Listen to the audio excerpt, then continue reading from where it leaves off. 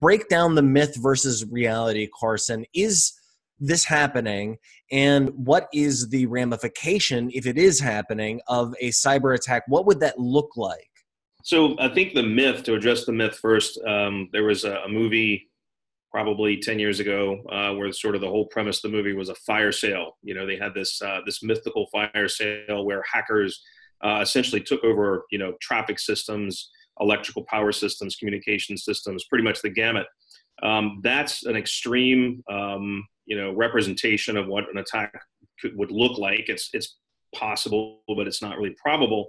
What these things probably look more like are disruptions of services like communications infrastructure, travel infrastructure, transportation infrastructure. Think about train switching systems. If I were an attacker that we're going to try to create some significant disruption for an election, for example, it would be a very. I'm sorry, I'm starting to get some feedback from your side. Check. Okay, we'll keep going. I might look at traffic control system disruptions. If I can essentially disrupt traffic flow by taking control of or somehow disrupting a traffic management system, that literally would stop voters from making it to the polls. Sometimes it can be that simple.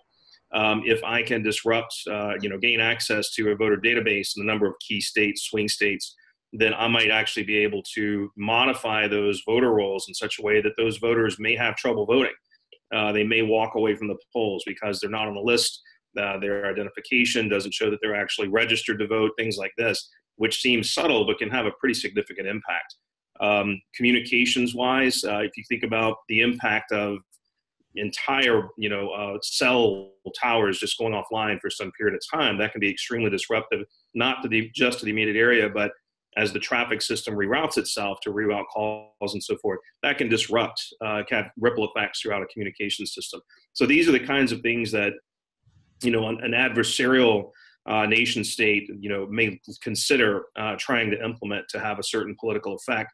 In terms of the political effect gained, the techniques themselves are simply tools. What the tools are applied to do, that's a whole nother discussion. But obviously, we've seen a lot of interest in tampering with our political process. We're not 100% clear on what stands to be gained from that.